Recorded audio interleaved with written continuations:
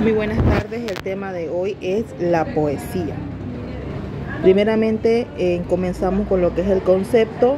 La poesía en sí es un género literario que está escrito en verso y también en algunas ocasiones lo podemos encontrar en prosa. Se caracteriza por expresar todas nuestras ideas, nuestros sentimientos e historia de un modo estético, es decir, de un modo bonito, especial y bello. La poesía tiene diferentes características y son que la primera es que es un género literario porque es redactado dentro de la literatura, podemos expresar nuestros sentimientos a través de la palabra. Se escribe en verso y prosa. Verso sería en líneas para formar una estrofa y prosa sería como contando una historia o un cuento. La siguiente característica es que se trata sobre cualquier tema. El tema que ustedes quieran expresar dentro de la poesía lo pueden hacer de acuerdo a un sentimiento, ya sea enojo, tristeza, amor, o hacia algo o a alguien o hacia un objeto. Puede ser amor a la naturaleza, respetar los animales, sobre la violencia de género, sobre la discriminación. De cualquier tema ustedes pueden hablar dentro de la poesía. Y por último es que tiene múltiples interpretaciones, que la podemos interpretar mediante las palabras que utilicemos, podemos llegar a diferentes personas y las personas lo pueden interpretar dependiendo de su estado de ánimo o de cómo comprendan la poesía.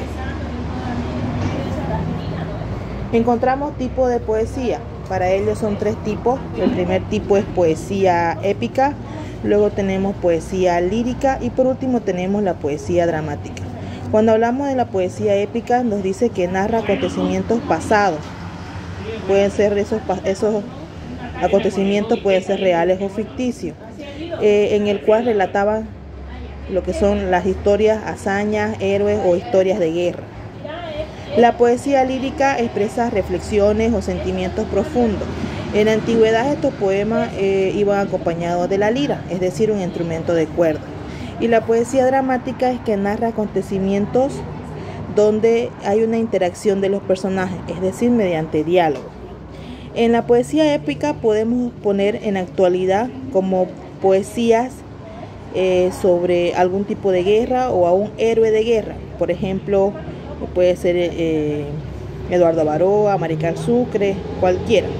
En la poesía lírica podemos dar cualquier tipo de poesía, como por ejemplo la reflexión sobre cuidado del medio ambiente, sobre la violencia hacia la mujer, discriminación o sobre amor propio, amor a la mamá, cualquier tipo de sentimiento que queramos expresar.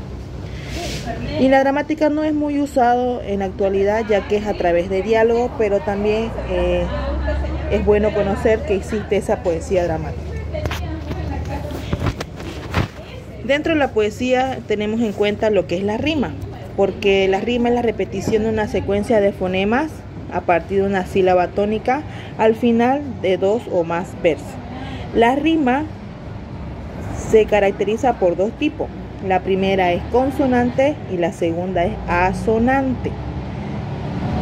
Las rimas consonantes son aquellos versos que terminan en una misma sílaba.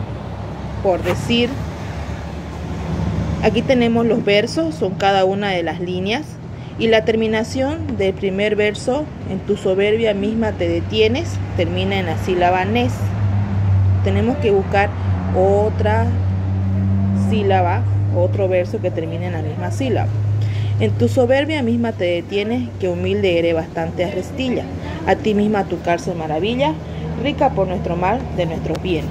Entonces podemos observar que el primer verso con el cuarto termina en nes y el segundo verso con el tercero termina en la sílaba ya. Entonces ahí podemos ver y apreciar la rima consonante. Las rimas asonantes, por el contrario, son aquellos versos imperfectos que ya no terminan en sílabas iguales, es decir, son distintas y observamos lo que son las vocales. Como por ejemplo, estaba la pájara pinta sentada en un verde limón, con el pico recorre la rama, con las ramas recorre la flor. El primer verso termina en ta, el segundo en mon, el tercero en ma y el último en or. Entonces no hay ninguna sílaba igual, pero sí podemos observar las vocales a y la vocal o.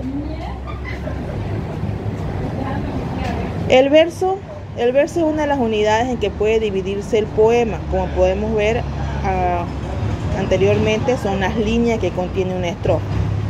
Es superior a una palabra porque en un verso encontramos más de una palabra, pero es inferior a la estrofa porque la estrofa está compuesta obviamente por verso.